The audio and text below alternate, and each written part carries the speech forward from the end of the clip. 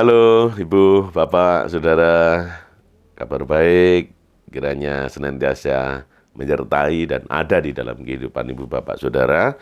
Barusan saya buka-buka konten di konten Kompas Sidomulyo dan kami merasakan begitu berarti dukungan Ibu, Bapak, Saudara semuanya. Sehingga melalui dukungan itu kami terus berada sampai saat ini. Dan untuk mendukung kami untuk lebih kreatif, lebih bisa berkreasi lagi, kami terus membuka dukungan itu melalui QR kita atau di link deskripsi dari konten ini. Sekali lagi, dukungan itu sangat berarti bagi kami. Terima kasih.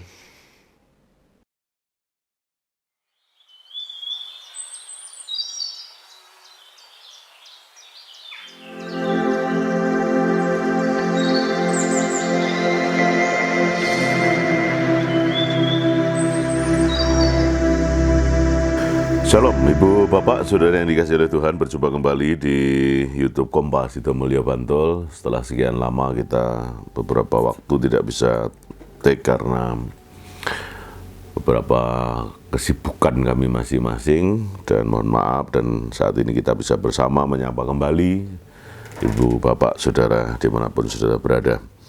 Kita akan menyiapkan hati sebelum merenungkan firman Tuhan dalam doa kita bersama. Bapa, kami bersyukur kembali Tuhan berjumpakan kembali dalam sapaan sabda saat ini. Kami bersyukur atas anugerah, penyertaan dan berkat Tuhan yang terus menyatakan. Demikian halnya dengan kesempatan yang Tuhan berikan pada kami untuk merenungkan firman-Mu saat ini. Bersama kami menyiapkan hati, kami siap mendengarkan firman-Mu, merenungkan firman-Mu. Dan biarlah Tuhan berbicara kepada kami, dan firman-Mu kiranya kami akarkan dan kami perlakukan di dalam kehidupan kami sebagai suluh kehidupan kami. Berfirmanlah Tuhan, kami siap mendengarkan, merenungkannya dalam nama Tuhan kami Yesus Kristus. Amin. Ibu, Bapak, Saudara yang dikasihi oleh Tuhan, kita memasuki Minggu Prapaskah ketiga, dan di Minggu Prapaskah ketiga ini kita akan bersama merenungkan firman Tuhan yang terambil dari Injil Yohanes pasal 2. Injil Yohanes pasal 2 secara khusus ayat 13 sampai ayatnya yang ke-22. Injil Yohanes pasal 2 ayat 13 sampai ayatnya yang ke-23 yang demikian firman-Nya. Ketika hari raya Paskah orang Yahudi sudah dekat, Yesus berangkat ke Yerusalem. Dalam bait suci didapatinya pedagang-pedagang lembu, kambing domba dan merpati dan penukar-penukar uang duduk di situ. Ia membuat cambuk dari tali lalu mengusir mereka semua dari bait suci dengan semua kambing domba dan lembu mereka. Uang penukar-penukar dihamburkannya ke tanah dan meja-meja mereka dibalikkannya. Kepada pedagang-pedagang merpati ia berkata, "Ambil semuanya ini dari sini. Jangan kamu membuat rumah Bapakku menjadi tempat berjualan." Maka teringatlah murid-muridnya bahwa ada tertulis, "Cinta untuk rumahmu menghanguskan aku." Orang-orang Yahudi menantang Yesus, katanya, "Tanda apakah dapat engkau tunjukkan kepada kami bahwa engkau berhak bertindak demikian?" Jawab Yesus kepada mereka, "Rombak bait Allah ini, dan dalam 3 hari aku akan mendirikannya kembali." Lalu kata orang Yahudi kepadanya, 46 tahun orang mendirikan bait Allah ini dan engkau dapat membangunnya dalam 3 hari. Tetapi yang dimaksudkannya dengan bait Allah ialah tubuhnya sendiri. Kemudian sesudah ia bangkit dari antara orang mati, barulah teringat oleh murid-muridnya bahwa hal itu telah dikatakannya, dan mereka pun percaya akan kitab suci dan akan perkataan yang telah diucapkannya. Demikian firman Tuhan dari Yohanes 1, Yohanes 2, secara khusus ayat 13 sampai ayatnya yang ke-22. Bersama Sinode Gereja-Gereja Kristen Jawa dan juga Sinode GKI Jawa Tengah dan DIY, saya ingin mengajak Ibu, Bapak, Saudara untuk merenungkan firman Tuhan saat ini dalam bingkai tema Yesus bait Allah yang sejati. Yesus bait Allah yang sejati. Kata bait Allah itu dalam bahasa Ibraninya disebut sebagai Hamikdas. Hamikdas yang berarti rumah Allah atau rumah kudus, lebih kepada rumah kudus. Jadi Hamikdas itu rumah kudus. Karenanya bagi Israel, konsep atau mindset Israel tentang bait Allah itu adalah, yang pertama, Israel memaknai bait Allah itu sebagai tempat kediaman Allah di bumi. Jadi bagaimana Allah ada berada itu di bait Allah itu menurut Israel. Yang kedua, bait Allah itu juga merupakan pusat peribadatan, kegiatan keagamaan, semua berpusat di bait Allah. Kemudian yang ketiga, bait Allah itu juga merupakan simbol identitas bangsa, image bangsa Yahudi. Itu tiga makna yang dimaknai oleh orang-orang Yahudi terhadap bait Allah. Nah, Israel memandang bahwa bait Allah mewakili hubungan istimewanya antara Allah dan Israel, karenanya Israel memaknai berdasarkan perjanjian antara Israel dan Allah. Jadi karena adanya perjanjian antara Israel dan Allah, maka bait Allah itu merupakan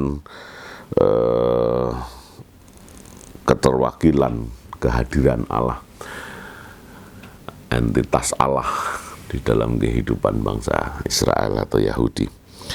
Nah, memasuk ke teks kita saat ini dari Injil Yohanes pasal 2 secara khusus ayat 13 sampai ayat yang ke-22. Yang secara khusus kita baca tadi. Narasi tentang Yesus menyucikan bait Allah ini hendak memberikan pemahaman pada kita, bahwa pemahaman baru tentu, bahwa bait Allah bukan sekadar bangunan, gedung, melainkan bait Allah itu adalah Yesus sendiri. Kenapa itu bisa kita simpulkan seperti itu? Karena dari narasi ini kita bisa ngerti bahwa apa yang keluar dari perkataan Yesus ini sebenarnya perkataan-perkataan visioner, perkataan-perkataan yang berisikan visi misi Allah datang ke dunia. Jadi kita tidak bisa serta-merta kemudian sekadar mengikuti narasi ini secara visual, tapi lebih kepada bagaimana kita menghayati visi misi Allah melalui apa yang dinyatakan Yesus, melalui apa yang dilakukan oleh Yesus dalam teks ini. Ketika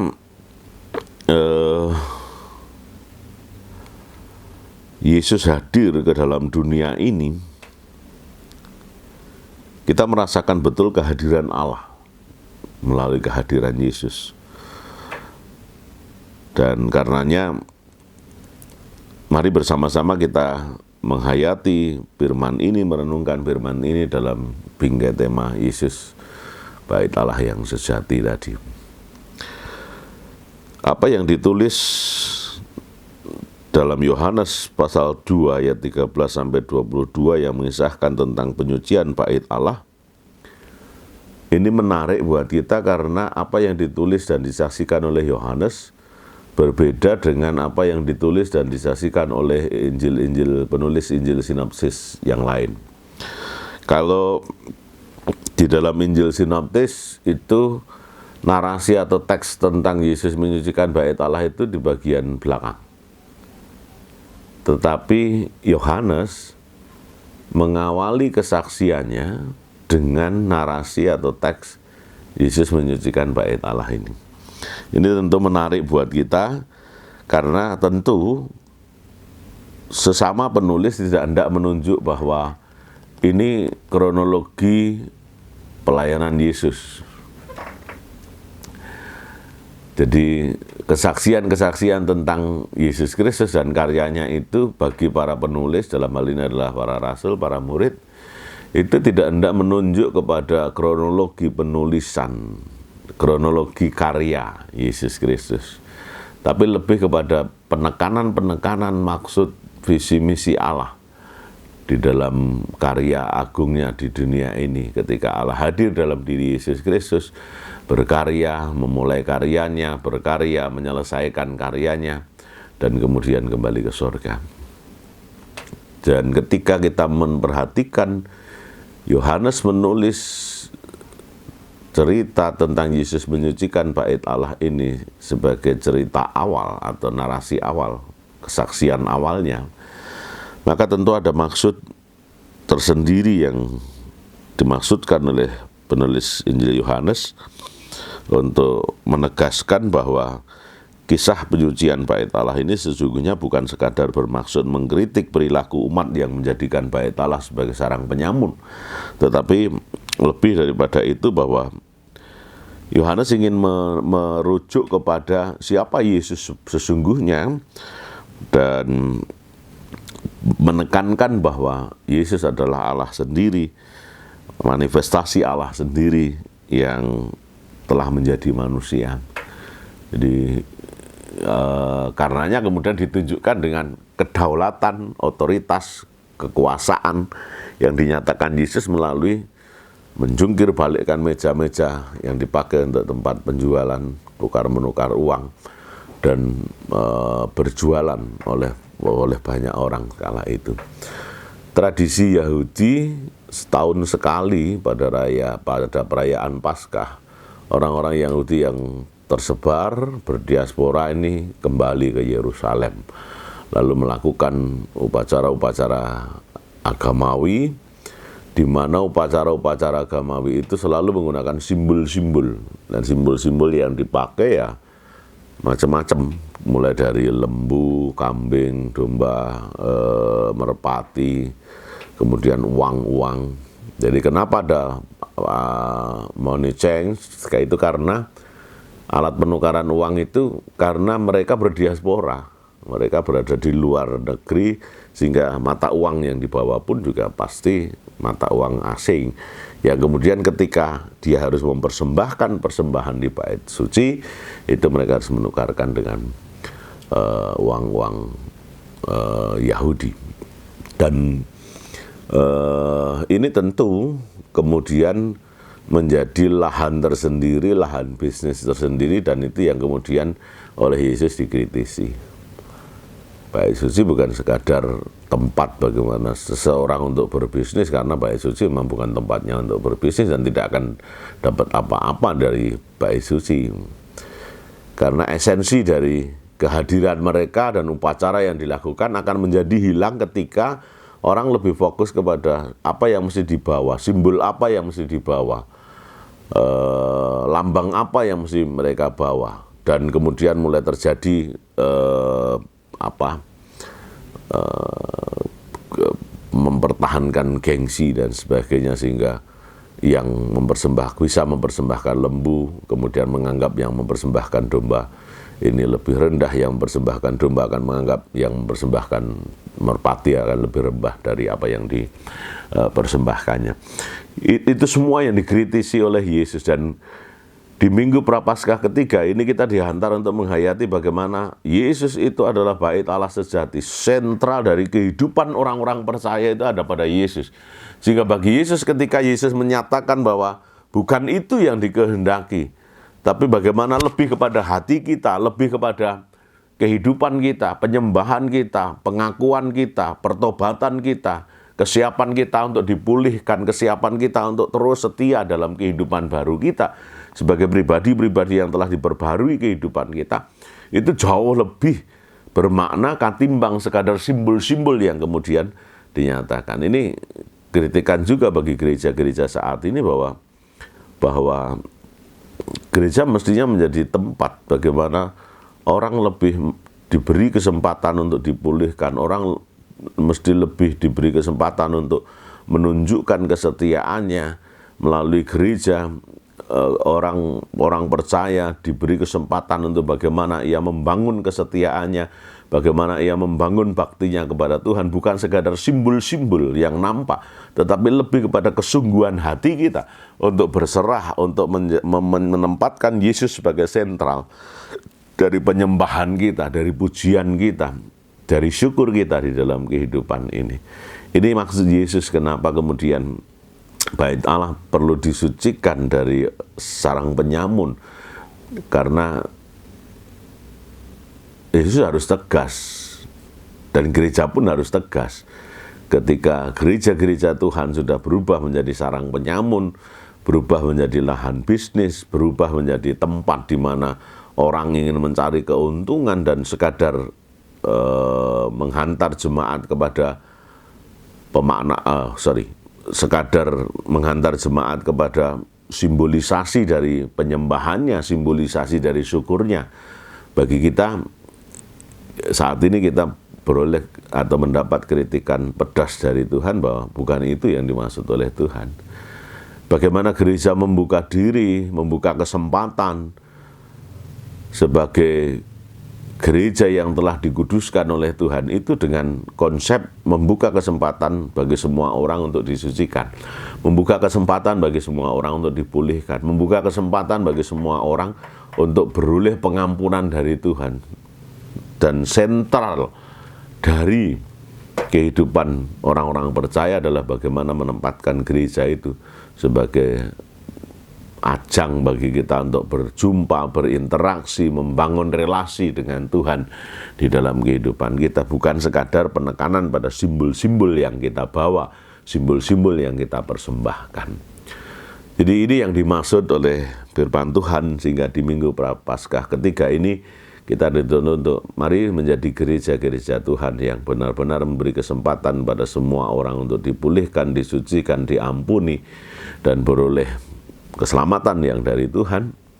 Gereja yang bukan sekadar menekankan simbol-simbol, tetapi lebih kepada bagaimana pemaknaan simbol itu di dalam kehidupan kita, dan gereja yang menempatkan Yesus sebagai bait Allah yang sejati, Yesus sebagai tempat penyembahan, Yesus sebagai tempat pujian, Yesus sebagai tempat di mana kita bersama menyatakan membangun kesetiaan, membangun kehidupan iman kita. Jadi karenanya ketika misalnya GKJ Sidomulyo secara khusus pelan-pelan menghantar jemaat untuk kemudian menjadi gereja yang membuka kesempatan pada semua orang untuk diampuni, dipulihkan, beroleh keselamatan, gereja yang terus menjadikan gereja sebagai pusat perjumpaan, relasi, interaksi antara Allah dan manusia melalui pujian, melalui apapun yang bisa dilakukan oleh jemaat kepada Tuhan, baik itu dalam bentuk persembahan kehidupan maupun persembahan pelayanan. Tentu kemudian ini yang dikehendaki oleh Tuhan untuk terus dibangun, sehingga jemaat melalui gereja bisa terus membangun kesetiaannya, bisa terus diperoleh kesempatan untuk dibaharui, dipulihkan, diteguhkan dalam setiap perjumpaan-perjumpaan dengan Tuhan. Ini kiranya menjadi dasar bagi setiap gereja-gereja Tuhan, tidak hanya GKJ Sidomulyo, tapi berharap untuk menjadi moto bahkan warna dari gereja-gereja Tuhan, untuk kemudian bagaimana Yesus sebagai bait Allah yang sejati ini menjadi sentral dari kehidupan imannya. Tentu tidak mudah karena banyak penggodaan yang kita jumpai dalam kehidupan ini dalam bentuk tawaran-tawaran lain yang kemudian membelokkan pandangan mata kita secara rohani bahwa jangan hanya ke Yesus sajalah, yang lain juga butuh perhatian dan sebagainya. Tapi hari ini kita belajar bersama bahwa Yesus adalah bait Allah sejati, karenanya Yesus mesti menjadi sentral kehidupan orang percaya dalam membangun kehidupan imannya, dalam rangka berelasi, dalam rangka mengucap syukur, dalam rangka berpersembahan, dalam rangka menghidupi kehidupannya dengan cara hidup Kristus. Pasti kita dimampukan di dalam dan bersamanya. Tuhan memberkati dan memampukan kita melakukan apa yang menjadi kehendaknya. Haleluya. Amin. Kita terima bersama dalam doa syukur kita. Kami bersyukur Tuhan atas firman-Mu yang Engkau nyatakan bagi kami sebagai sapaan bagi kami semuanya. Sapaan sabda yang memungkinkan kami menemukan kehendak-Mu, memungkinkan kami mengakarkan kehendak-Mu, dan memungkinkan kami untuk melakukan kehendak-Mu itu di dalam kehidupan kami. Kami bersyukur Tuhan izinkan kami terus menghayati kehidupan ini di dalam dan bersama-Mu, sehingga bagaimana kami menempatkan Engkau sebagai bait Allah sejati, pusat dari penyembahan, pusat dari syukur kami, pusat dari pujian kami, dan pusat dari bangunan kehidupan iman kami. Boleh kami nyatakan di dalam kehidupan kami. Bapa, dalam nama Yesus, mampukan kami gereja-gereja Tuhan untuk menjadi gereja yang membuka kesempatan kepada siapapun untuk dipulihkan, membuka kesempatan kepada siapapun untuk diampuni, membuka kesempatan kepada siapapun untuk beroleh anugerah keselamatan dari Tuhan. Melalui keberadaan kami, entitas kami, Tuhan izinkan kami untuk kami berada dan ada di dalam dan bersama-Mu, sehingga kehendak dan rencana indah-Mu boleh kami wujud nyatakan dalam setiap langkah kehidupan gereja-gereja Tuhan. Eksistensi kami sebagai gereja yang Kau tempatkan di lingkungan masyarakat Majemuk mampu menunjukkan Kristus yang menjadi bait Allah kami, Kristus yang menjadi sentral kehidupan iman kami, Kristus yang menjadi dasar visi misi entitas kami sebagai gereja-gereja Tuhan. Mampukan kami melakukan kehendak-Mu di dalam kehidupan kami, ya Allah, sehingga apapun godaan yang kami hadapi selaku gereja Tuhan, dimanapun kami berada dan dalam situasi apapun, Engkau akan berikan kemampuan pada kami untuk setia berproses bersama-Mu, menjadi gereja-gereja Tuhan yang memusatkan perhatian, memusatkan pujian, memusatkan penyembahan, dan memusatkan iman kami hanya kepada bait Allah sejati, Yesus Kristus Tuhan dan Juru Selamat kami. Bapa, selanjutnya kami menyerahkan kehidupan kami dalam segala keberadaan kami. Kami yang sakit Tuhan lawat. Dalam lawatan-Mu Tuhan sembuhkan kami. Tuhan mampukan kami untuk terus menyerahkan kehidupan ini sepenuhnya dalam kedaulatan kuasa-Mu, sehingga kami percaya setiap hal boleh kami jalani, kami lalui bersama-Mu di dalam kuasa dan rencana indah-Mu atas setiap kami. Secara khusus kami berdoa untuk yang dengan setia mengikuti YouTube ini dan saat ini sedang menderita sakit. Kami mendoakan secara khusus bagi Bapak Salmon Triadi Nugroho, bagi Ibu Puji Astuti di Amurang, Sulawesi. Kami menyerahkan juga kepada jemaat lain yang tidak dapat kami sebutkan satu persatu, yang saat ini sedang dalam keadaan sakit. Mari Tuhan Kau lawat. Dalam kuasa dan lawatan-Mu kami percaya kedaulatan dan kuasa-Mu mampu mengangkat sakit penyakit yang kami derita, dan kesembuhan dari Tuhan Engkau nyatakan bagi setiap kami. Kami juga mendoakan secara khusus bagi kami yang bergumul dengan berbagai macam pergumulan kehidupan, keluarga-keluarga yang bergumul dengan problem ekonomi, problem pekerjaan, problem masa depan, problem anak-anak dan studi anak-anaknya. Kami serahkan dalam kedaulatan kuasa-Mu. Mari Tuhan, terang-Mu Kau nyatakan, jalan-Mu Kau nyatakan, kuasa-Mu Kau nyatakan, memberi terang dan jalan bagi kami untuk menemukan kehendak-Mu, menemukan jalan-Mu, menemukan rencana indah-Mu, sehingga Engkau merdekakan kami dari setiap perkara-perkara kehidupan kami. Mampukan kami, ya Allah, untuk mengandalkan Tuhan sebagai sumber kemerdekaan bagi kami dari setiap perkara-perkara kehidupan kami dalam nama Yesus. Berdoa bagi keluarga-keluarga jemaat Kristen dimanapun berada, Engkau senantiasa memberkati damai sejahtera Tuhan Engkau nyatakan di dalam kehidupan setiap keluarga-keluarga jemaat-Mu, menghantar setiap jemaat-Mu untuk bekerja, melayani, dan menghidupi kehidupannya dengan cara hidup-Mu, sehingga rencana indah-Mu Kau nyatakan bagi setiap kami. Berdoa juga bagi bangsa dan negara kami, berdoa untuk gereja-gereja Tuhan, berdoa untuk dunia ini. Dalam berkat dan rencana-Mu kami menyerahkan kehidupan gereja, bangsa, dan juga dunia ini dalam rencana indah Tuhan. Terpujilah nama-Mu Tuhan kekal selama-lamanya. Di dalam nama Tuhan kami Yesus Kristus kami berdoa dan mengucap syukur, dan bersama dengan iman mengakhiri doa kami dalam doa Bapa kami.